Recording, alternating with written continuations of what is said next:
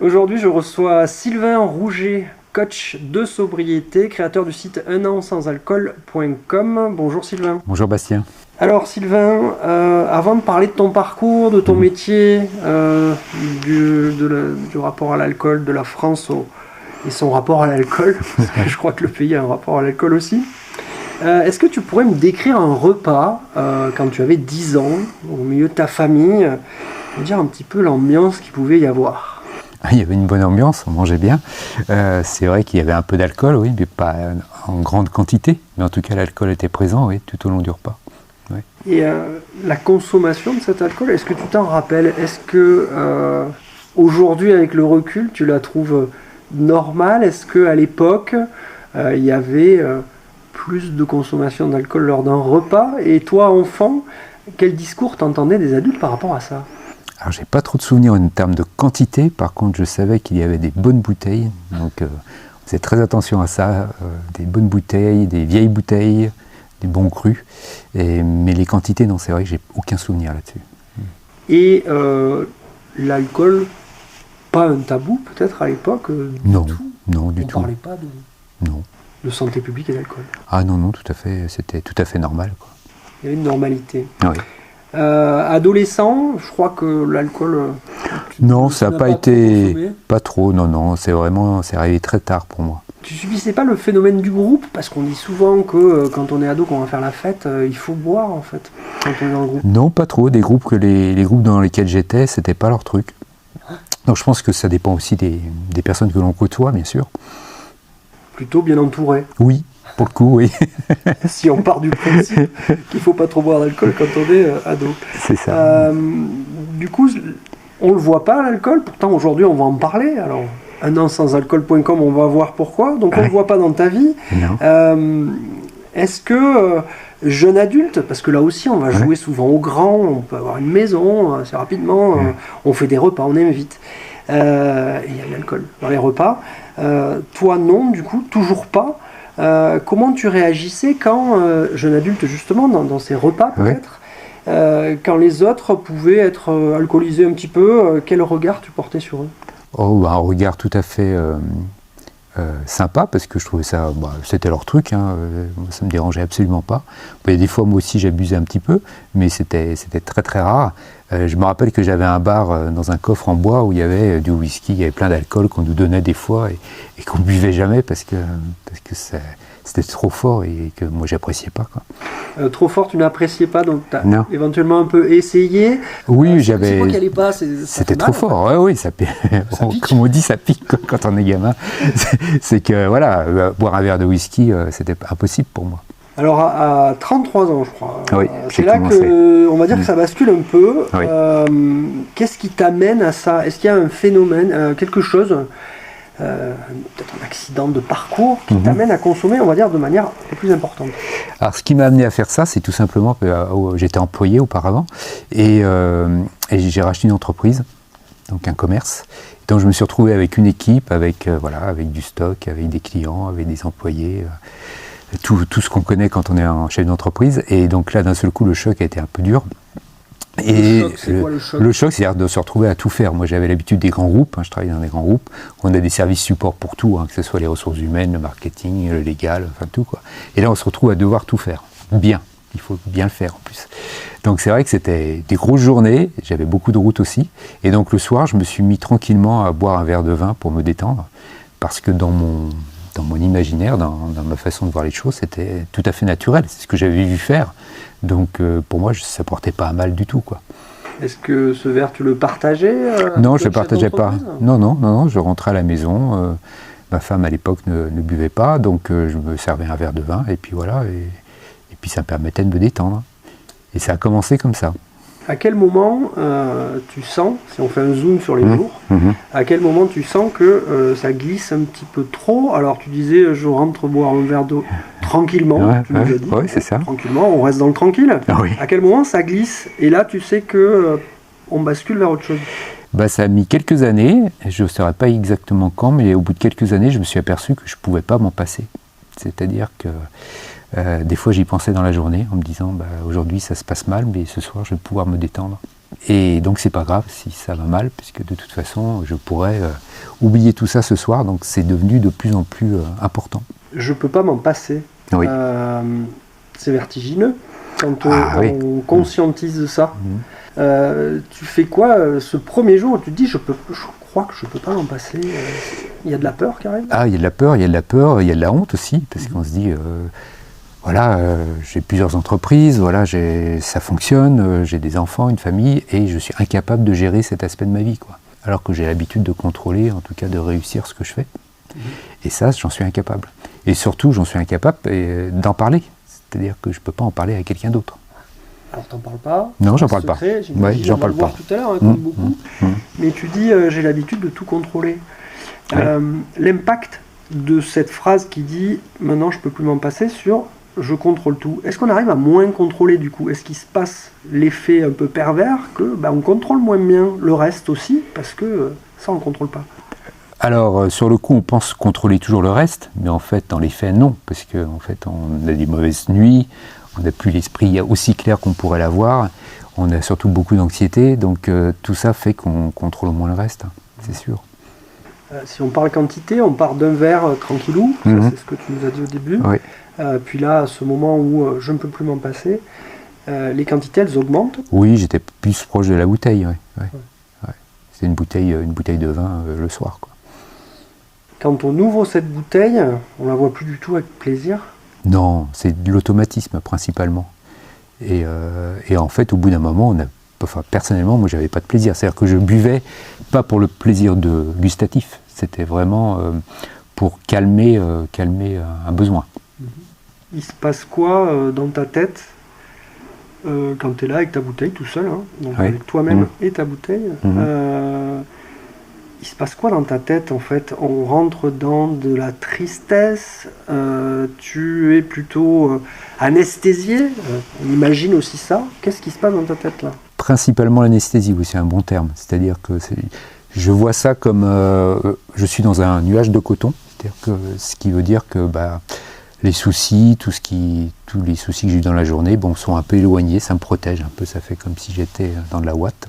Et je me sens protégé, mais en même temps, oui, la tristesse, bien sûr. Ouais. Tu te sens protégé? Oui. Protégé de quoi? Du monde extérieur, des soucis, tout ce qui peut arriver dans une journée de chef d'entreprise où on gère toute la journée et puis à un moment, on a envie que ça se calme. L'ivresse, elle est souvent vendue comme la fête. Ce qu'on peut voir notamment au niveau de la publicité. Cette ivresse-là, elle est donc douloureuse, on le sent. Ouais. Au bout d'un moment, elle n'existe plus. Est-ce qu'au bout d'un moment, on s'habitue? Et il n'y a même plus l'ivresse, en fait. L'ivresse met plus de temps à venir, puisque la tolérance augmente chaque année. L'OMS a sorti des statistiques, c'est 30% de tolérance en plus chaque année. Donc on a besoin de quantités supérieures pour avoir le même effet. Donc c'est vrai que l'ivresse met beaucoup plus de temps à venir, et c'est pour ça que après, des années plus tard, je suis passé sur le whisky avec du coca ou de la vodka avec de l'orange pour avoir justement de l'ivresse plus rapidement. Le whisky que tu ne buvais pas, que tu ne pouvais exactement. pas boire parce que c'était trop fort, voilà. Là il arrive pour augmenter les doses et faire en sorte que ça fonctionne.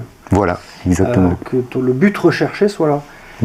Tu disais d'en parler à personne, mais comment on fait quand tous les soirs on ouvre une bouteille? Alors on peut aller au verre, comme on dit, au tri du verre tous les soirs, mais il faut cacher à un moment donné. Il y a un moment, c'est un peu le souci de toutes les personnes qui sont dans ce type de problème, c'est que il faut cacher les bouteilles vides, quoi. Parce que ça dénote. Ils vont où ces bouteilles vides?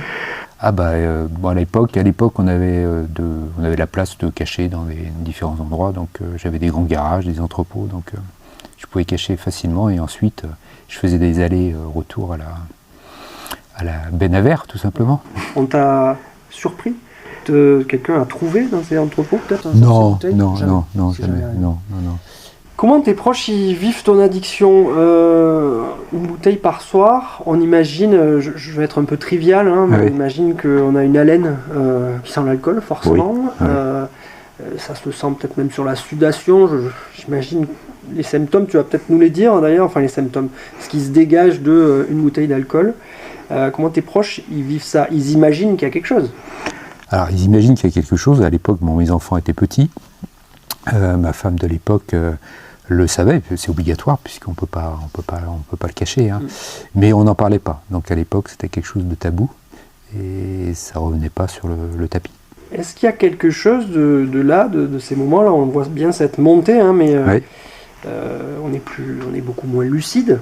Oui. On pourra peut-être nous le dire en répondant, mais on est beaucoup moins lucide. Un comportement sous alcool aujourd'hui un regret, je ne sais pas si c'est comme ça qu'on peut le dire, mais en tout cas un comportement qui te fait encore un peu mal. Est-ce que tu te souviens de quelque chose, une réflexion, un mot, une phrase, un geste que tu n'aurais pas fait sans alcool, pardon? Alors, je ne me souviens pas de choses comme ça, heureusement. Par contre, ce dont je me souviens, c'est que j'avais des trous de mémoire. C'est-à-dire qu'il y a des choses dont je ne me souvenais absolument pas, ce qu'on appelle les blackouts. Donc on me disait que j'avais dit telle chose, ou que j'avais fait telle chose, et j'étais incapable de m'en souvenir. Et là c'est la honte aussi, c'est de se dire, voilà, je fais des choses et je m'en souviens pas. Je ne sais pas ce qu'il y a eu. On a compris, effectivement, je pense, ce long chemin, ces bouteilles qui augmentent, ce whisky qui arrive, et puis si je te dis 23 mai 2022, tu me réponds en une phrase. Qu'est-ce que tu me réponds en une phrase?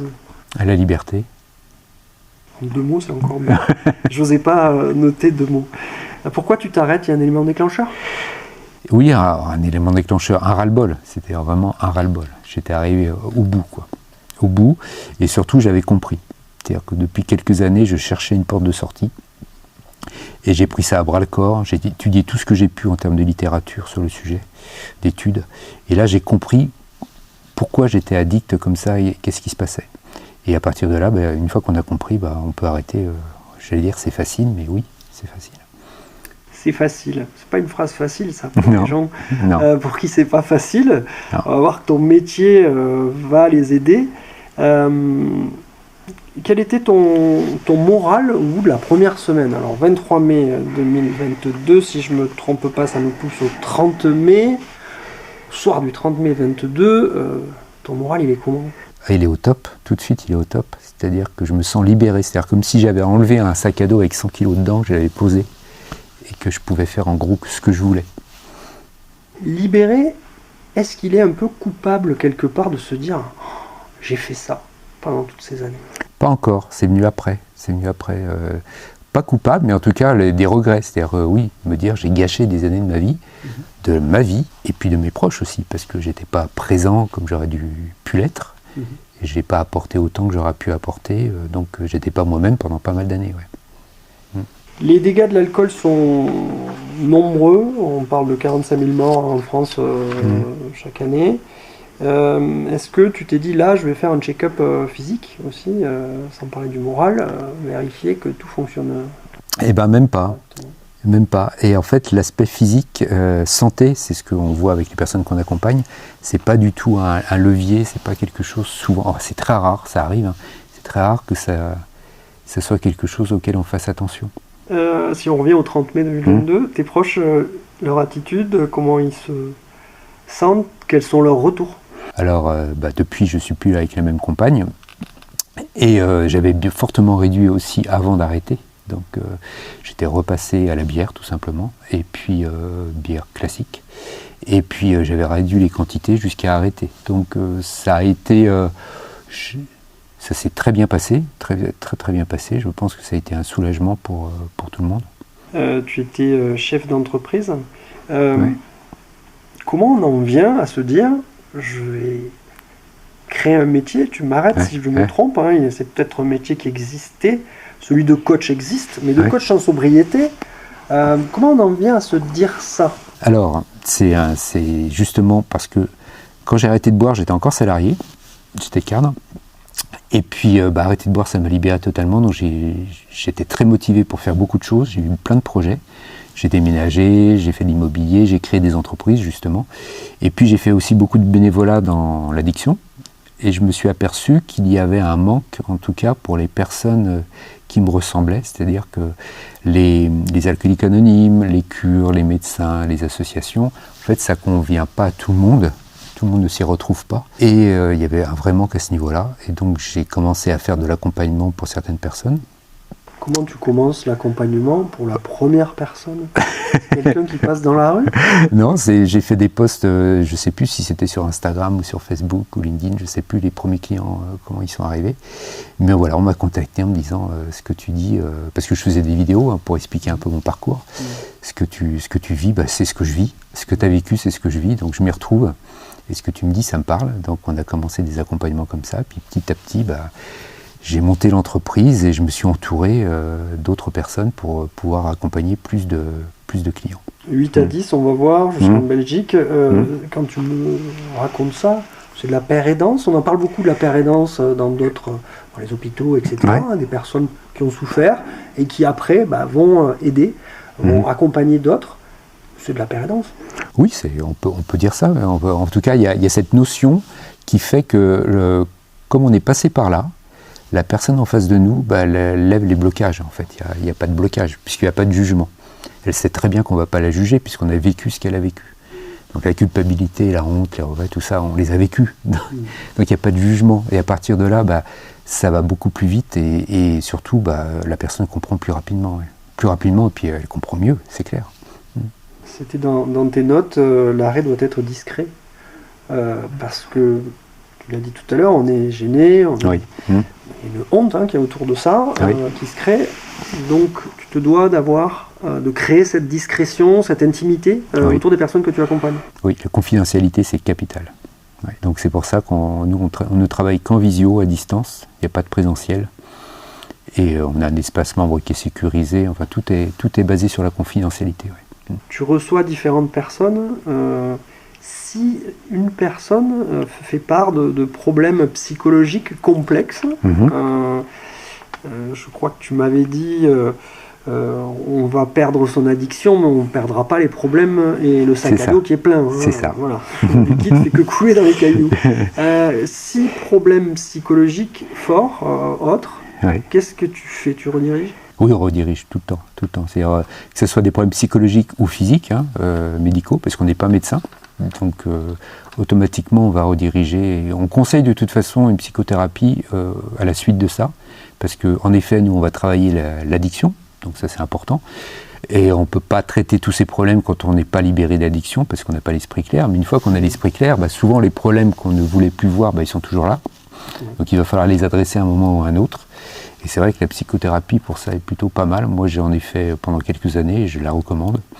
Donc c'est tout à fait naturel qu'on dirige nos clients vers cette pratique. Ouais. Il faut une alliance pour s'arrêter de tiers. C'est-à-dire qu'il y a toi le coach. Oui. Est-ce qu'il faut forcément une alliance de tiers? Est-ce qu'il faut plusieurs tiers? Pas forcément, mais parfois oui, forcément, ça dépend. La première chose, c'est que si on consomme énormément d'alcool depuis longtemps, mais des grosses quantités, à partir de là, oui, il faut se faire aider médicalement en même temps qu'on accompagne la personne. C'est-à-dire que le sevrage doit être suivi médicalement, parce que ça peut être dangereux de s'arrêter d'un seul coup quand on consomme beaucoup d'alcool. C'est ce qu'on appelle le délirium tremens, donc c'est-à-dire que le corps est tellement habitué à avoir cette dose d'alcool que quand on le coupe d'un seul coup, il peut y avoir des convulsions, des crises d'épilepsie, il peut y avoir même des décès aussi, ça arrive. Donc, il y a même que tu n'as pas subi. Non, parce que je n'avais pas les quantités en effet aussi importantes. Tu n'étais pas allé jusque-là? Non, à l'époque, non, quand j'ai arrêté, j'étais pas à ce niveau-là. Mais je vais prendre l'exemple de quelqu'un qui va boire une bouteille de pastis par jour. C'est quelqu'un qui doit être suivi médicalement lors du sevrage. Donc, c'est-à-dire les 10-15 premiers jours, il doit y avoir quelqu'un qui lui prescrit soit un traitement pour que ça se passe bien, soit que la personne est en cure. Mais on ne peut pas s'arrêter comme ça d'un seul coup quand on a des très grosses quantités. On a l'habitude des très grosses quantités. Quoi. La personne qui vient te voir et qui boit une bouteille de pastis par jour, tu lui dis attention. On lui dit tout de suite, il faut que ça soit suivi médicalement en même temps que nous. C'est obligatoire. Tu es en lien avec ces professionnels-là? Non, parce que comme on travaille sur toute la France, sur différents pays, on leur dit d'aller voir leur médecin traitant et de tout de suite s'occuper de ça. On leur conseille, de toute façon, toutes les personnes qu'on accompagne, on leur conseille de faire un bilan sanguin, déjà un bilan de santé, quand on commence, déjà pour voir où ils en sont. Puis eux, c'est important qu'ils le fassent. Souvent, ils ont peur. Souvent, les gens ont peur de faire un bilan, parce qu'ils ne veulent pas savoir. On ne veut pas savoir. dans l'obscurité. Ouais.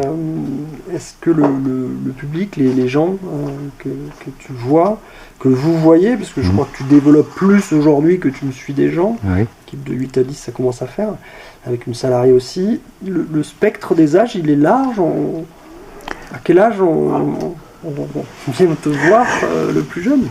Alors le plus jeune c'est 24 ans, mais c'est une exception. La plupart des personnes qui veulent être accompagnées par nous ont plus de 40 ans. Pourquoi? Parce que c'est aussi le moment où on a de la maturité, assez de recul pour voir que c'est quelque chose qui ne nous convient pas, que c'est un comportement qui ne nous convient pas. Mais par contre, il n'y a pas de limite, hein. Notre doyen a 84 ans. Tu nous as dit tout à l'heure que tu étais chef d'entreprise et qu'avant tu étais dans les grands groupes. Oui. Grands groupes dans lesquels tu étais appuyé par d'autres salariés et que finalement il y avait moins ce stress que tu as trouvé toi dans l'entrepreneuriat et qui t'a amené vers l'alcool. Mais il faut quand même préciser que l'addiction, dans un grand groupe, elle va arriver pareil. Pareil. Que la pression qu'on peut connaître ou qu'on voit dans les reportages ou dans les entreprises pour ceux qui y sont est forte et que parfois on peut basculer aussi. Hein. Bien sûr, et puis il y a tout, il y a pas de règles. En fait, tout le monde, l'addiction peut toucher tout le monde. Il n'y a pas de règles à ce niveau-là. On peut tout avoir. On a beaucoup de clients qui nous disent mais qu'ils ont tout, quoi. Ils ont tout, ils n'ont pas de soucis en gros, quoi. Mais ils sont quand même dans l'addiction. Est-ce que y a des personnes qui, tu vas dire, il n'y a pas de souci, des personnes qui vont venir te voir sans venir te voir, c'est-à-dire sans l'intention, en disant non mais tout va bien, mais bon, se questionner, on l'a dit tout à l'heure, sans trop regarder et sans trop vouloir voir surtout. Il y a des personnes qui sont encore dans le déni, en effet, oui, tout à fait, qui se cachent un peu la réalité, mais si on commence déjà à se poser la question, est-ce que j'ai un problème d'alcool? Déjà, généralement, c'est qu'on a un problème d'alcool. Vous êtes donc une équipe, je le disais, de conseillers en sobriété et une personne qui appelle des prospects, tu as dit ça. Qui sont ces prospects? Quel est le déroulé de l'appel? Comment on fait pour aller appeler ces gens-là? C'est qu'ils se sont déjà présentés à vous? Oui, en effet. Donc les personnes qui veulent se faire accompagner remplissent un bilan alcool, et à partir de là, en fonction de différentes questions, on va leur proposer un calendrier pour qu'ils choisissent un créneau pour se faire appeler en visio par un de nos conseillers. Ça, c'est la première étape capitale pour vraiment valider que nos formules d'accompagnement sont adaptées à leur situation. En effet, quelqu'un qui est complètement dans le déni et qui ne sait pas bien s'il veut arrêter, on va plutôt lui conseiller de réfléchir encore et puis de revenir nous voir, par exemple, quand il sera vraiment décidé, parce qu'il n'y a que lui qui peut décider. C'est pas vous qui allez le faire à sa place. On a parlé de discrétion, on a parlé d'intimité au niveau de la webcam. Je vais peut-être paraître déjà vieux en disant webcam, mais voir la personne à travers un écran, ça n'enlève pas un peu d'intimité justement? Alors, on laisse le choix aux personnes qu'on accompagne, soit elles activent la caméra, soit elles ne l'activent pas.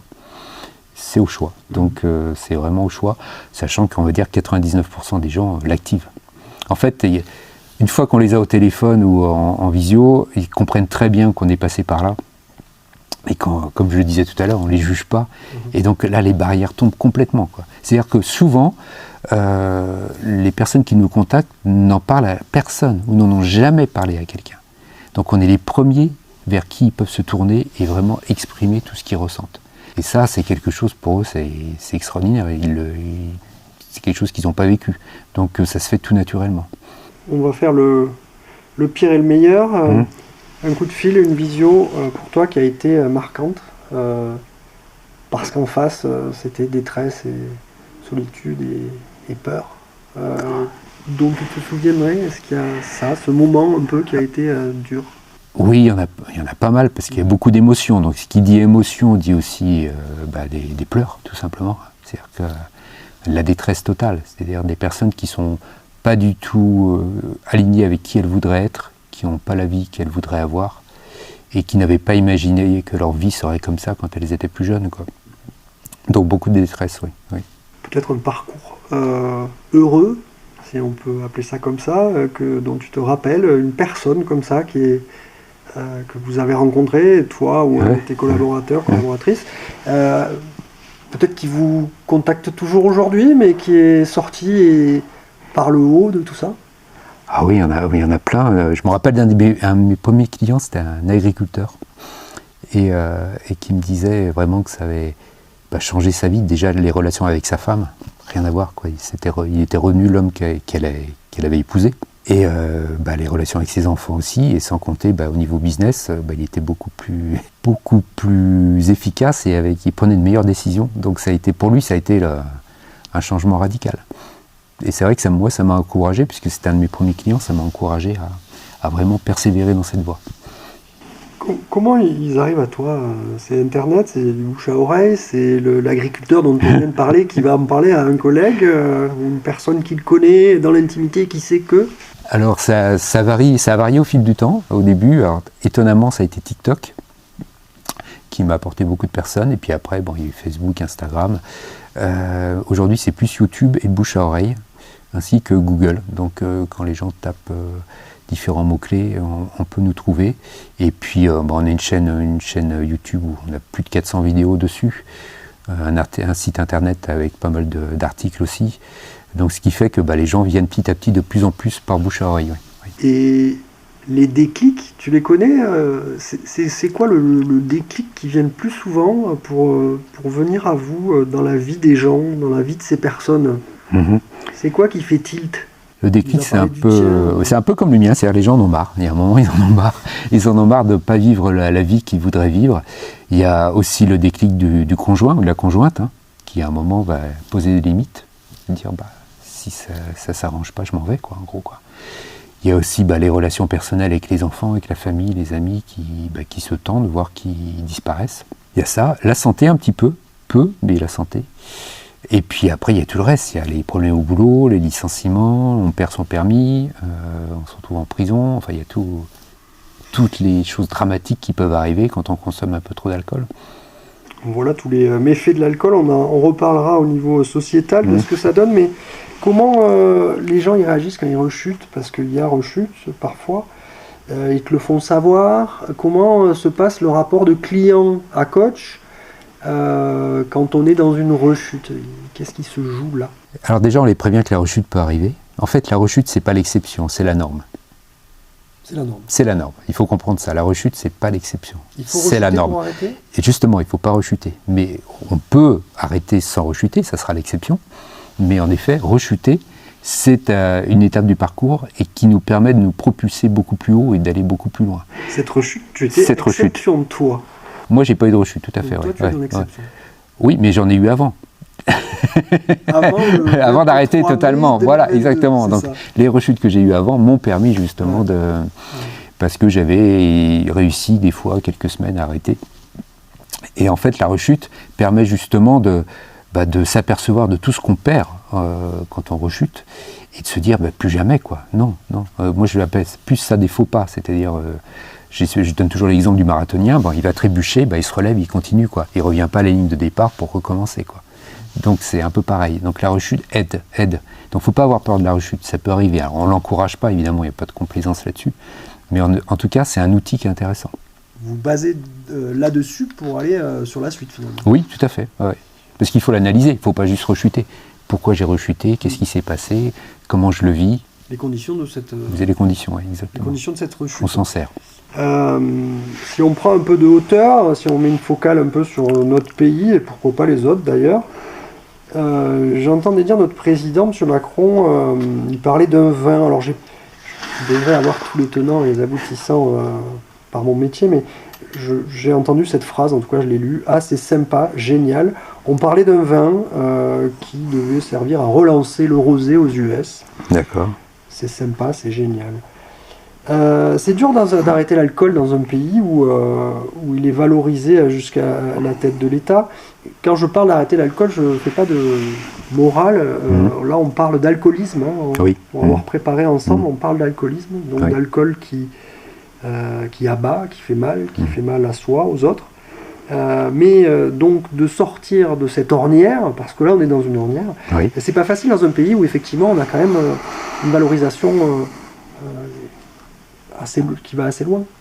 Ah, c'est vrai qu'en France, quand on arrête de boire, c'est un peu plus compliqué.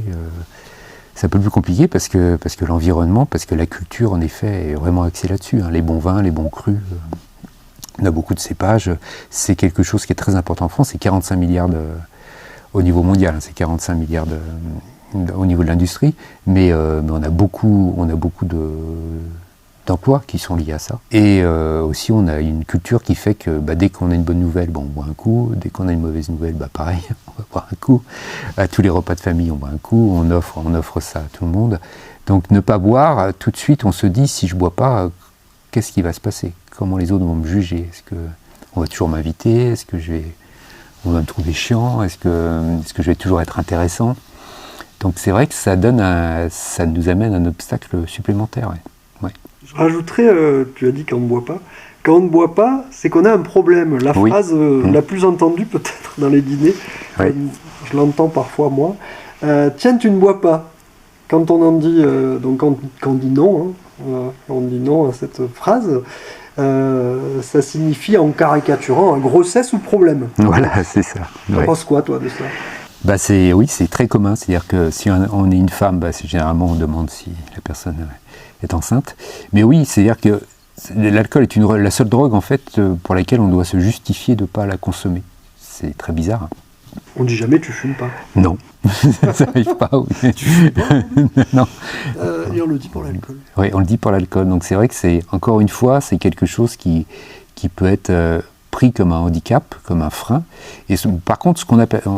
C'est très, très bizarre parce qu'on s'aperçoit que quand on arrête de boire et qu'on pratique justement le fait de dire qu'on ne boit pas, eh bien en fait on n'a pas autant de réflexion que ça. C'est tout dans notre tête, hein. C'est vraiment une histoire de perception. C'est-à-dire qu'on s'imagine que les gens vont nous juger, vont regarder ce qu'on a dans notre verre. En fait les gens ça ne les intéresse pas. Ce qui les intéresse c'est ce qu'il y a dans leur verre. Et une fois qu'on leur avait dit que non merci c'est bon, ça s'arrête là quoi. C'est fini, ça s'arrête là. Ouais. Il faut être prêt quand même à ce genre de phrase, parce que c'est décontenançant que de se sentir malade alors qu'on ne l'est pas, se sentir avoir un problème alors qu'on ne l'est pas, ou se sentir enceinte alors qu'on ne l'est pas. C'est pour ça que l'accompagnement, on travaille beaucoup là-dessus, notamment. Pour les personnes qui ont cette inquiétude, hein. Tout le monde n'a pas cette inquiétude. Il y a des personnes pour qui c'est très facile de dire je ne bois pas. Le bonheur sans alcool, ça existe ? Ah oui, il est même meilleur, si on peut dire ça. Pourquoi ? Parce que déjà on est présent, on est à 100% présent, on est à l'écoute de tout, on est vraiment là, on se souvient de tout. Et puis quand on a une contrariété ou une émotion qu'on a du mal à gérer ou un problème, on va l'affronter et puis on va avoir les ressources pour le gérer et pour le surmonter. Alors que quand on boit, souvent on met sous le tapis ou alors on prend ça super mal. Ou alors on a des émotions qui partent dans tous les sens. Et donc oui, pour moi, c'est ce que je dis toujours, c'est un super pouvoir en fait de ne pas boire. Donc au niveau bonheur, ça permet d'avoir plus de bonheur, c'est clair. On parlait de décès, de maladies liées à l'alcool. Est-ce qu'on a des retours? Est-ce que tu as des retours de l'étranger? Comment ça, au-delà des frontières françaises, les chiffres sont les mêmes que chez nous? Qui fait quoi? Est-ce qu'il y a des pays où on fonctionne différemment? Alors, je n'ai pas les chiffres exacts. Par contre, on sait qu'on a beaucoup de demandes de Belgique et du Québec. Un peu moins de la... Mais en tout cas, les personnes qui nous sollicitent et nos clients nous expliquent en effet que l'alcool est très très implanté en Belgique et très implanté aussi au Québec. Alors, c'est des choses qu'on ne sait pas quand on est en France. Moi, je ne savais absolument pas que c'était autant dans la culture. Et j'ai même l'impression parfois que c'est plus important en Belgique qu'en France même. Au niveau culturel, j'entends. Si on rentre à l'intérieur de notre cerveau, tu parles de neurosciences, moi ça me passionne, et tu parles beaucoup de dopamine. Alors c'est une hormone, certes, mais de quoi parle-t-on au juste quand on parle de dopamine? Alors on simplifie, on n'est pas dans on fait de la vulgarisation. C'est-à-dire que nous on explique qu'en fait on a un circuit de la récompense qui est complètement faussé par l'alcool, puisque l'alcool va être pris comme un outil pour produire de la dopamine artificielle. Donc quand on boit un coup, on a un shot de dopamine artificielle qui nous fait nous sentir bien, avec plus de motivation, etc. On dit bien. Et puis après, ça décroît rapidement. Mais le cerveau, pour lui, il a eu la dopamine de façon facile, il n'a pas à la fabriquer.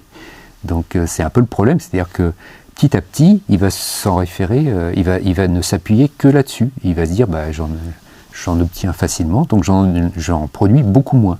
Donc petit à petit, il va moins en produire. Et ce qui fait ce phénomène qu'on retrouve tout le temps, en fait, plus on boit, moins on a de motivation, moins on fait de choses, moins on a envie de faire les choses. Les choses qu'on aimait faire avant, on les fait plus. Les gens qu'on aimait voir avant, on les voit plus. On se renferme petit à petit sur soi-même et souvent, d'ailleurs, on finit par boire seul. On voit même plus nos amis, on reste seul et on n'a plus de projet, quoi. C'est ce que tu nous disais pour toi. Peut-être faire la parenthèse dopamine, des petits pouces qui apparaissent sur les commentaires qu'on met sur les réseaux sociaux. Après, c'est pareil. Des pics de dopamine. Exactement, aussi, exactement. Voilà, qui redescendent aussi vite. Exactement, c'est pour ça que certaines personnes, dès qu'elles ont un petit coup de moins bien, hop, elles prennent le téléphone et puis elles vont voir un petit peu leurs réseaux sociaux, si les gens ont aimé leur publication ou autre, et puis hop, quelques pouces en effet, et ça va mieux, quoi. Face à cette hormone-là, il y a l'endorphine, je crois. Alors c'est pas face, c'est encore autre chose. L'endorphine, sur la longueur. C'est encore autre chose. Donc là, nous, dans le circuit de la récompense, c'est pas trop, ça impacte pas trop. Mais en tout cas, le plus important, oui, c'est la dopamine. On l'a vu tout à l'heure, mais du coup, vous débarrassez de l'addiction, pas forcément des problèmes liés à ça. Il y a le sac à dos, donc on repart toujours avec son sac à dos.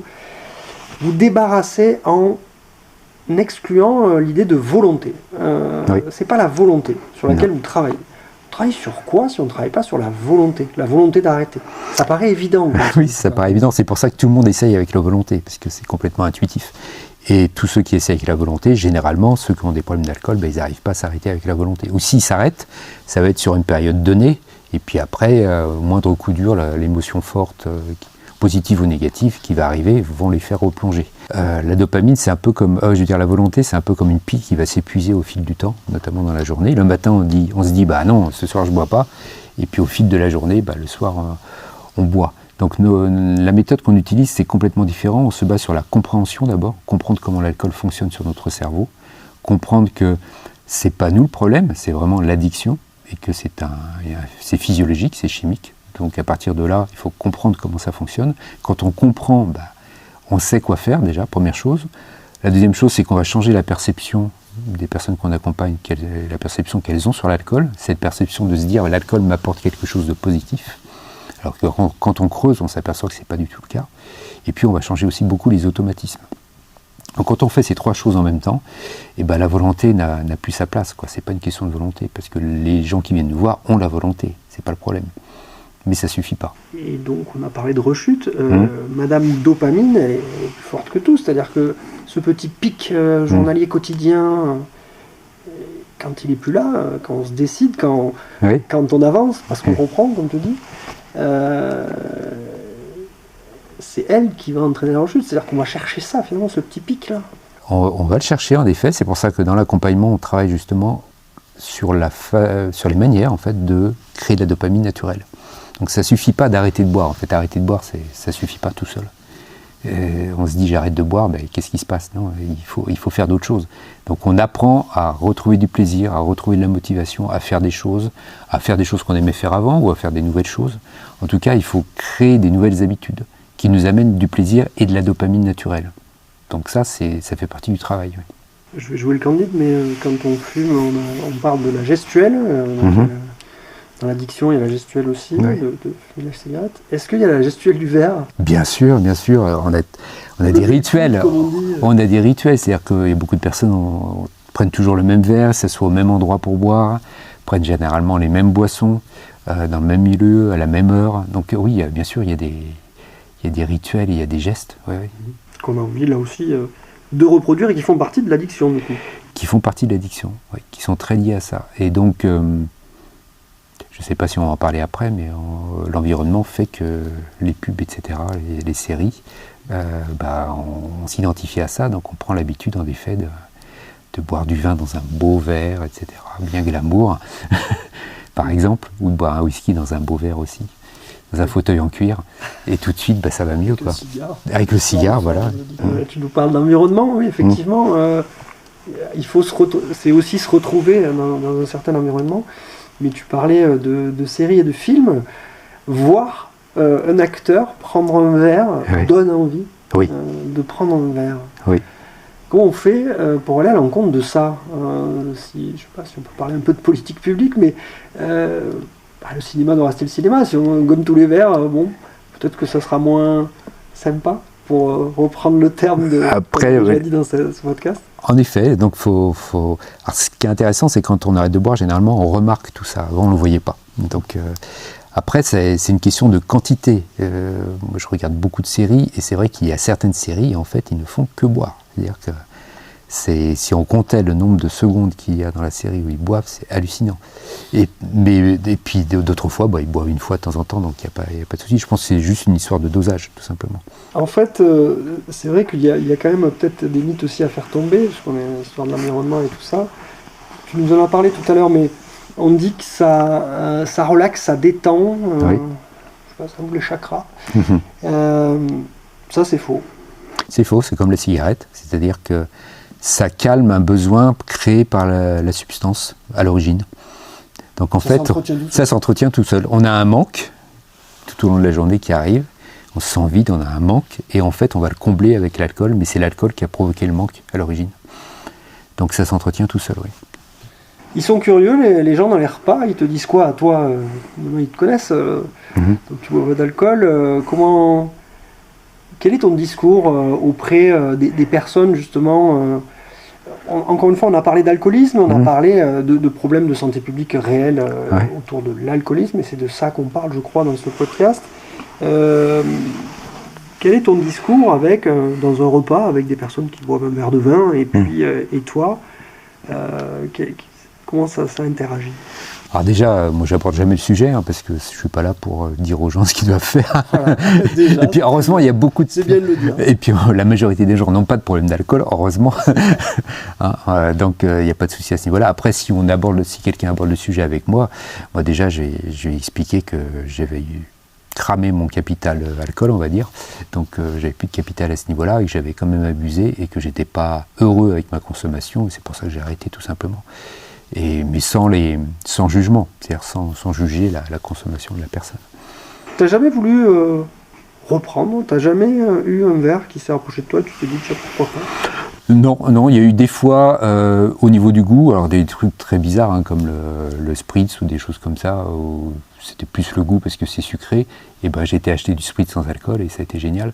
Mais j'ai eu, ça m'est arrivé il y a 1 an, j'ai eu un flash comme ça, une terrasse, je me suis dit tiens, le goût me manque. Donc, mais voilà, sinon j'ai pas d'envie en fait, parce que j'ai compris ce que me faisait l'alcool.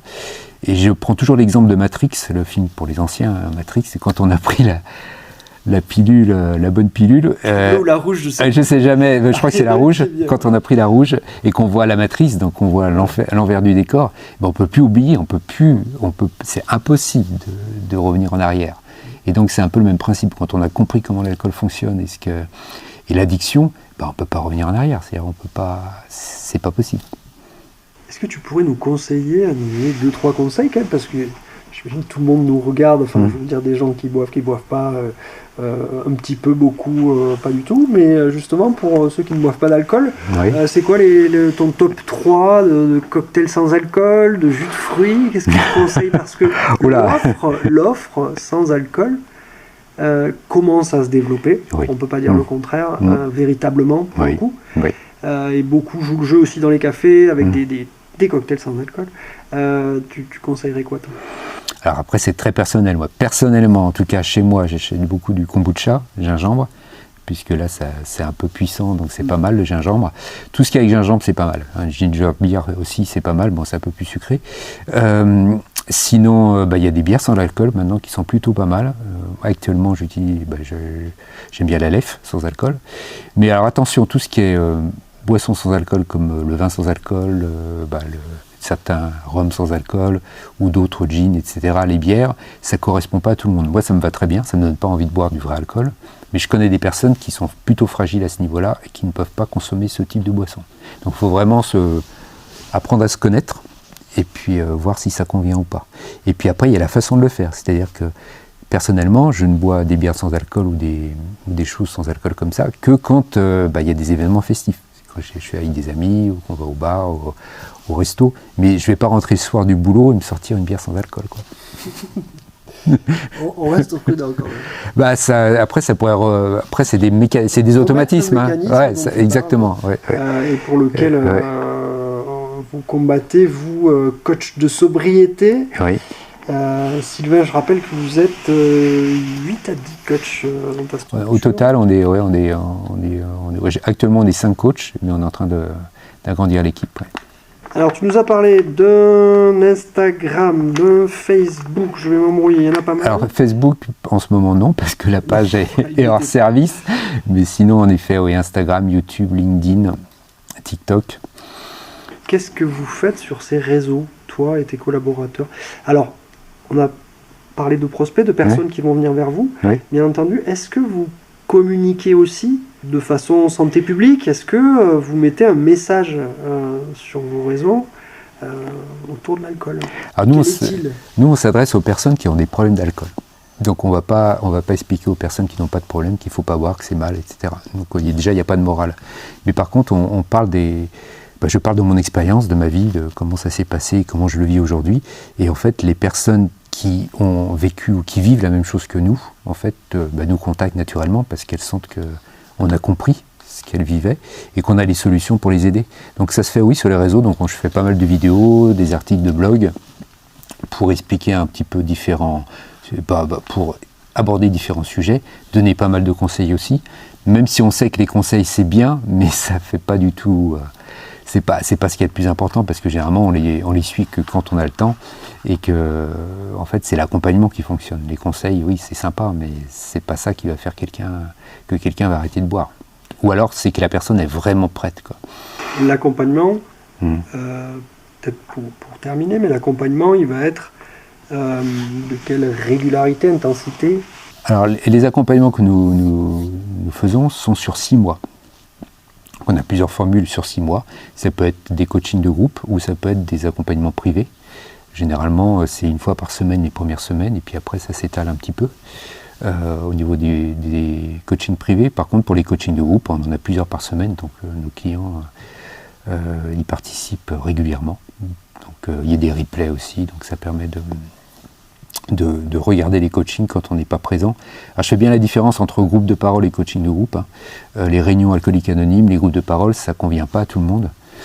Les coachings de groupe, nous, on les organise de telle façon qu'il y ait toujours des choses qui soient concrètes et actionnables tout de suite. C'est-à-dire que le coach va faire une présentation rapide sur un sujet, et ensuite il y a des échanges avec les participants. Et là, on va fournir des clés vraiment concrètes. Je vais rappeler un an sans alcool toutattaché.com, ça c'est le site web. Oui. youtube.com/ c'est Sylvain Rouget. Tout simplement, vous cherchez Sylvain Rouget sur YouTube. R-O-U-G-E-T. Voilà, ou sur Google, vous cherchez Sylvain Rouget, vous aurez tous les réseaux, vous aurez tout. Et vous trouverez l'ensemble des témoignages vidéo que tu as pu offrir, montrer en tout cas, l'Instagram, Sylvain Rouget aussi, Oui. et puis un LinkedIn, Oui. réseau plus professionnel. Est-ce qu'on donne le téléphone? Non, on ne donne pas de téléphone. On donne pas de Parce téléphone. qu'il faut déjà faire le bilan alcool, et ensuite choisir un créneau, et ensuite quelqu'un de l'équipe contacte la personne qui a rempli le bilan, tout simplement. On va sur ces réseaux et on vous contacte, toi C'est ça. et tes collègues coach de sobriété. Merci beaucoup Sylvain Rouget. Merci Bastien. Bonne soirée. Merci.